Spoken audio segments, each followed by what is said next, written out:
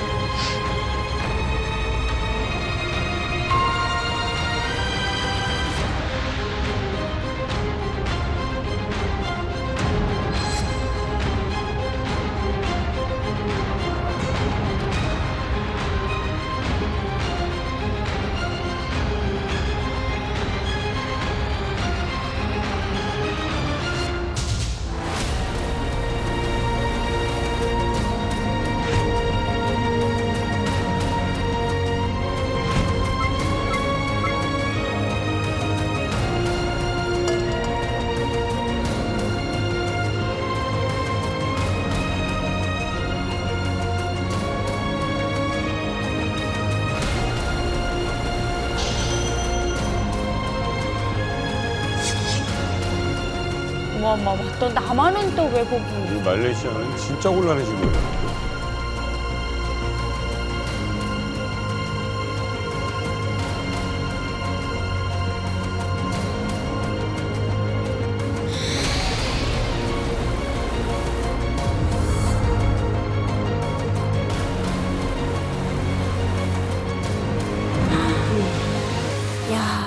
전 세계가 충격에 빠졌지만 사실 친분이 있으셨고 인터뷰도 그렇게 했고 어떻게 보면 우정을 나누었다고 해도 과언이 아닐 만큼 세월을 나누었던 우리 기자님께는 너무나 충격이었을 것 같아요. 네, 지금도 생각이 납니다.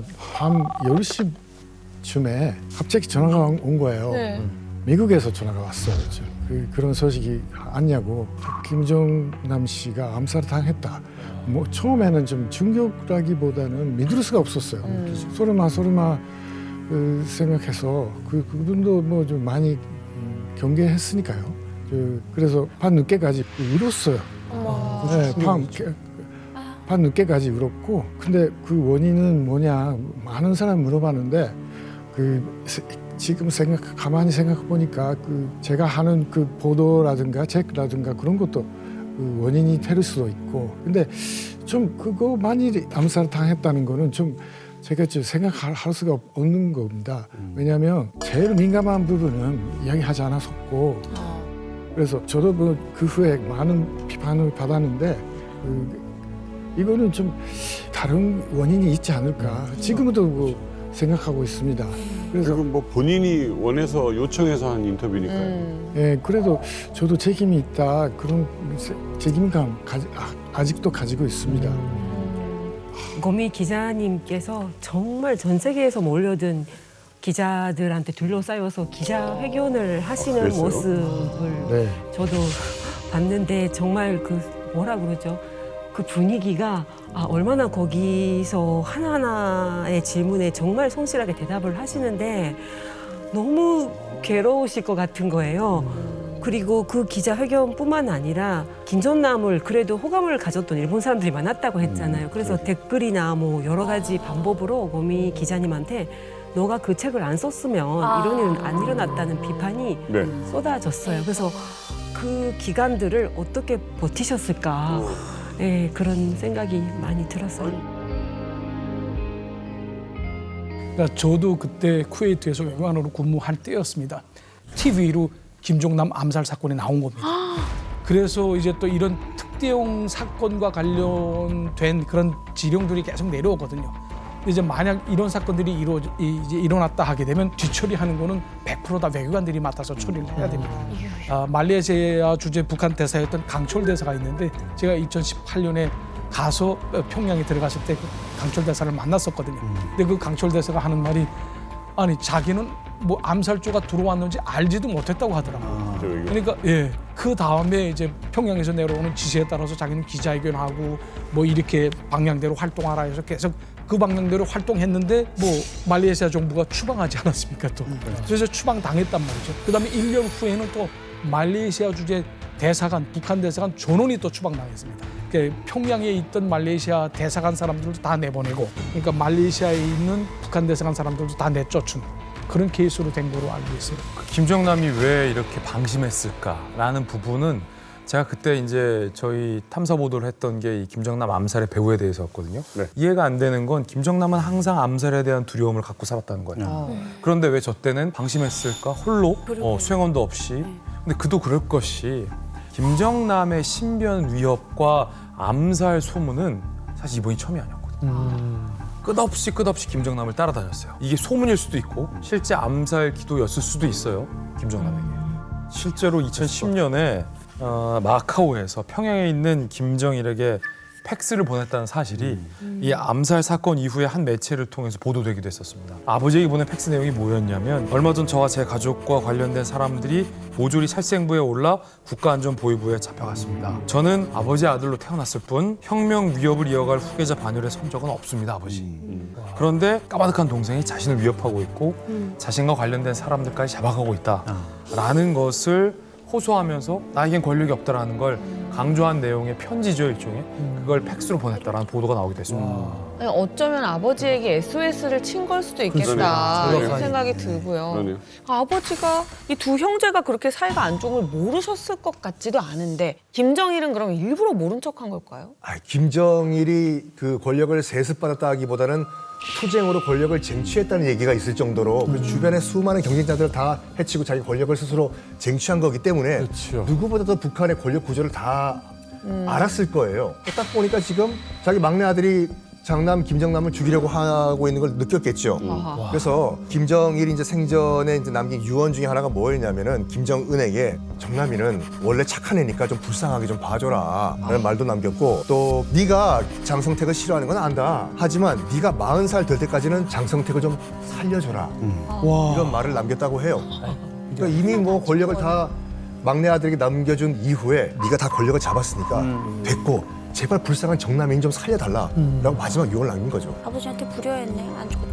그러면 김정일이 세상을 떠난 뒤에는 그 후에는 좀 불안감이 커진 것 같아요. 그 아버지가 살아있을 때는 어떻게든 간에 자기 보호해줄 거다 그렇게 믿고 있었다고 해요. 근데 아버지가 그 세상을 떠났으니까 뭐가 생길지도 모른다 그런 불안감에 그 속에 살고 있었던 것 같습니다. 아니 근데 이 김정남은 이렇게 암살 시도가 이렇게 여러 번 있었는데 왜 다른 나라로 망명하지 않고 이렇게 떠돌아다녔을까요? 김종일의 아들인 김종남이 한국으로 망명한다? 이거는 파장이 굉장히 클 겁니다.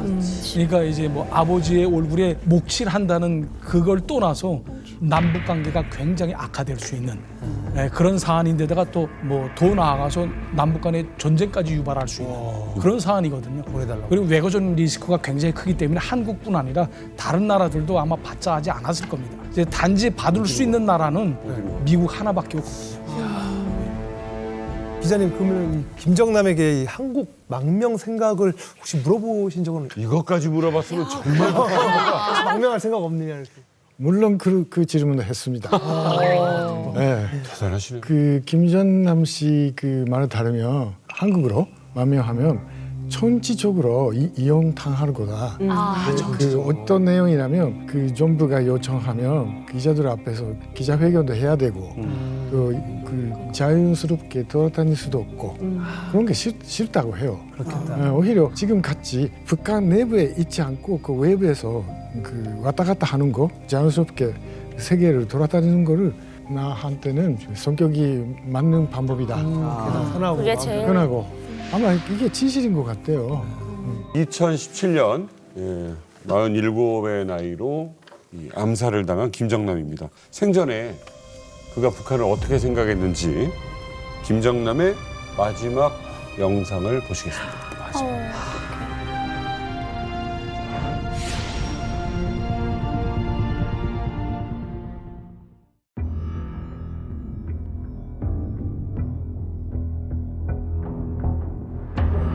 국제 정세와 지역 정세 속에서의 북한이 처한 위치에서 외자를 유치하기 불리한 상황이라고 저는 생각합니다.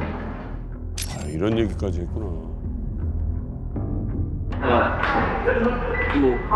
저희 고모부인 정석택 씨나 또 그 외에 또 여러 경제 박식한 관료들이 계시겠지만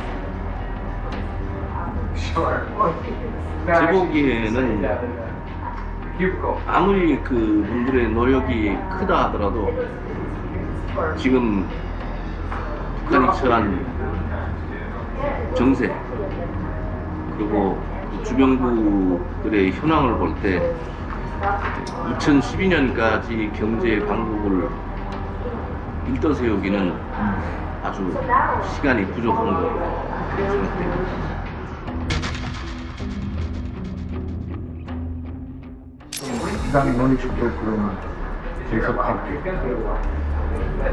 제가 저번에도 한번 이메일로 제가 말씀을 드렸죠. 이미 핵을 개발한 국가가 외부의 압력에 의해서 핵을 포기한 사례를 본 적이 있습니까? 진짜 대박. 김정남도 알았던 걸. 북한의 국력이 핵무기에서 나온다고 믿고 있습니다. 핵을 포기하는 것은 미국과의 대치 상황에 있는 상황에서 시스템을 포기하는 거나 같다고 강하게 믿고 있기 때문에 아마도 경제 지원을 위해서 핵을 포기는 절대 할 수 없거든요.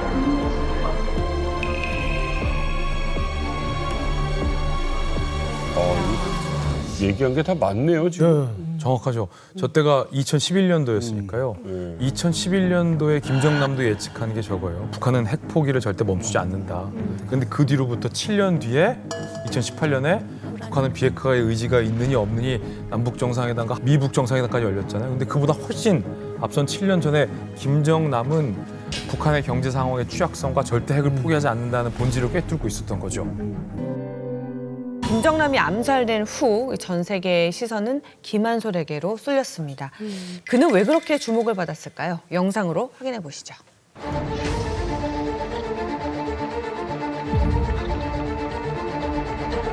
My name's Kim Han-sol from North Korea, part of the Kim family.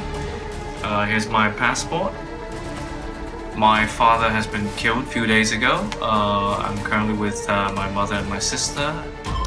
이게 지금 침착하기가 어려운 상황이에요. 아버지가 들어가셨다.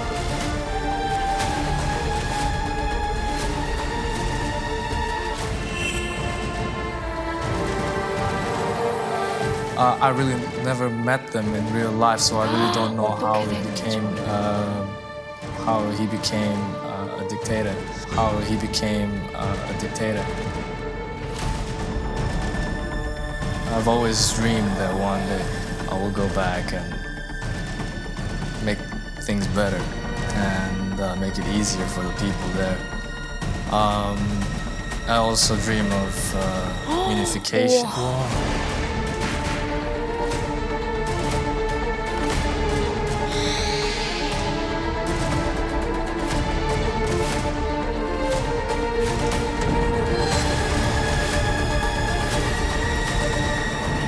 위험하네요. 보세요. 지금 이 적장자의 피는 누구에게 흐르고 있죠? 주애입니까? 한솔입니까? 한솔이죠. 한솔이죠. 적장자의 피는 한솔이에게 흐르고 있죠. 굳이 비교하자면. 김정은에게 지금 아들이 있냐 없냐는 굉장히 논쟁적인 이슈예요. 그리고 김한솔은 지금 행방이 묘연합니다.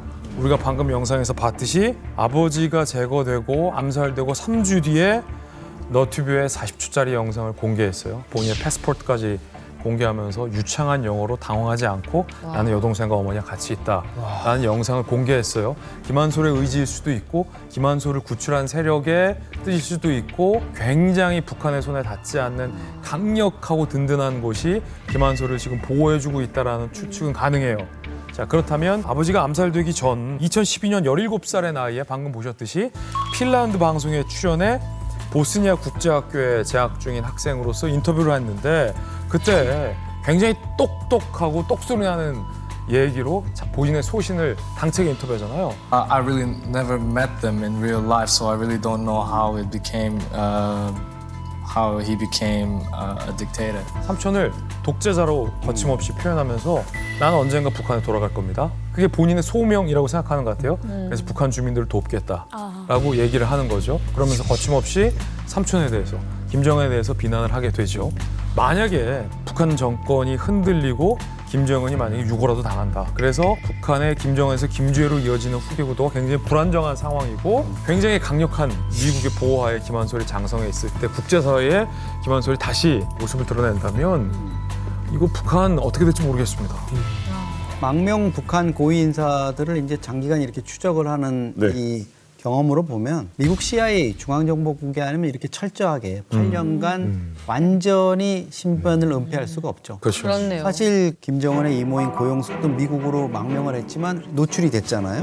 그리고 또 김정남의 이모인 성애랑 모녀도 프랑스로 망명했지만 결국 CNN에서 그때 인터뷰도 하고 뭐 이런 활동이 있었는데 아마도 그 증인보호 프로그램이나 이런 데 준하는 철저한 보호를 받고 있는 것 같고 유사시에 다른 사람들은 나이 든 사람들 같은 경우에는 뭐 그냥 이제 나머지 안락한 삶을 사는데 김한솔 같은 경우에는 95년생입니다. 올해 이제 30살이고요. 뭐 국제적인 학교들을 나와서 파리 정치대학에서 또 공부를 하고 이래서 본인이 그냥 아마 은둔해서 사는 삶을 택할 것 같지는 않아요. 아버지를 죽인 김정은을 어떤 방법을 써서든지 또 제거하기 위한 북한 민주화 운동이라든가 아니면 다른 수단들을 동원해서 활동에 나설 가능성이 저는 분명하다고 봅니다. 아니, 고미호지 기자님. 이렇게 보자면 북한이야말로 제거해야 될 대상 거의 앞순위에 있는 게 한솔이 아닌가요? 네, 저도 그렇게 생각합니다. 지금 북한이 김주애를 내세우고 후계자로 하려고 하는 도중이지 않습니까? 그런 와중에 김한솔 씨가 나타나면 북한 입장도 상당히 곤란할 겁니다. 그 타이밍을 보고 있지 않을까 싶어요. 네, 제일 민감한 시기에 어떤 발언하려고 가까운 시일 내에 그분이 그 기자회견이라든가 뭐 좀 유튜브에서 나타나거나 그런 게 있지 않을까. 네. 그때 저도 한번 만나서 교환했던 이메일 이야기라든가 같이 술을 마셨던 데 오갔던 이야기라든가 그런 걸 좀 하고 싶어요. 하고 싶고. 아빠 얘기를 좀 해주시죠. 네, 아빠 이야기를 하고 싶고 혹시나 그런 이야기를 그 아버지한테 들어본 적이 있지 않을까. 일본 기자가 이렇게 열심히 했다. 나하고 만나 해줄 수 있는 기회가 있을 것 같아요. 네.